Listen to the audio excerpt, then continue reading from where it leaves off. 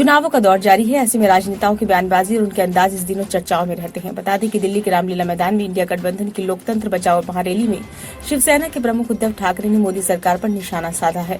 उन्होंने एनडीए के अब की बार 400 पार वाले स्लोगन के विरोध में एक नया नारा दिया है। उद्धव ठाकरे ने रविवार को दावा किया कि देश तानाशाही की तरफ बढ़ रहा है।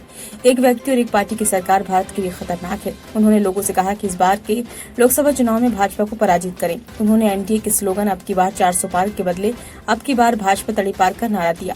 इस रैली में अरविंद केजरीवाल की चिट्ठी को पढ़कर सुनीता केजरीवाल ने दिल्ली वासियों को 6 गारंटियों की याद दिलाई। इसके बाद सुनीता ने कहा था कि आपका केजरीवाल शेर है, ज्यादा दिनों तक जेल में नहीं रहेंगे, वो और जल्द बाहर आ जाएंगे। इस रैली में कांग्रेस अध्यक्ष मल्लिकार्जुन खड़गे, पूर्व अध्यक्ष राहुल गांधी और महासचिव प्रियंका गांधी वाड्रा, राष्ट्रवादी कांग्रेस पार्टी के प्रमुख शरद पवार, समाजवादी पार्टी के अध्यक्ष अखिलेश यादव, मार्क्सवादी कम्युनिस्ट पार्टी के महासचिव सीताराम येचुरी, राष्ट्रीय जनता दल के नेता तेजस्वी यादव, नेशनल कॉन्फ्रेंस के फारूक अब्दुल्ला शामिल थे। महाराष्ट्र के पूर्व मुख्यमंत्री ने कहा, कुछ दिन पहले आशंका जताई जा रही थी कि देश तानाशाही की तरफ बढ़ रहा है, अब ये सच्चाई बन गई है।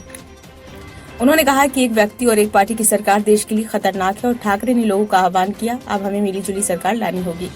उनका कहना था कि सभी प्रांतों का सम्मान करने वाली सरकार बनाने से ही देश बचता है। हम चुनाव के लिए एकत्र नहीं हैं, हम लोकतंत्र बचाने के लिए आए हैं। जो सरकार किसानों को आतंकवादी मानती है, उसे सत्ता में आने से रोकना होगा। जैसे किसानों को दिल्ली आने से रोका गया, उसी तरह भाजपा को भी दिल्ली सत्ता में आने से रोकना होगा। ठाकरे ने कहा कि मैं आपका आह्वान करता हूं कि तानाशाही के खिलाफ ये नारा देना होगा कि अब की बार भाजपा तड़ी पार। उन्होंने दिल्ली के मुख्यमंत्री अरविंद केजरीवाल की पत्नी सुनीता केजरीवाल और झारखंड के पूर्व मुख्यमंत्री हेमंत सोरेन की पत्नी कल्पना सोरेन के प्रति समर्थन जताया और कहा कि पूरा देश उनके साथ है। पीपुल्स डेमोक्रेटिक पार्टी की प्रमुख महबूबा मुफ्ती ने आरोप लगाया कि चुनावी बॉन्ड का मामला सबसे बड़ा घोटाला है और केंद्र की मौजूदा सरकार सबसे भ्रष्ट सरकार है। उन्होंने दावा किया कि सरकार ने लोकतंत्र को दबाने के लिए जम्मू कश्मीर को प्रयोगशाला बना दिया है और वहां प्रयोग करने के बाद उसे पूरे देश में लागू करती है।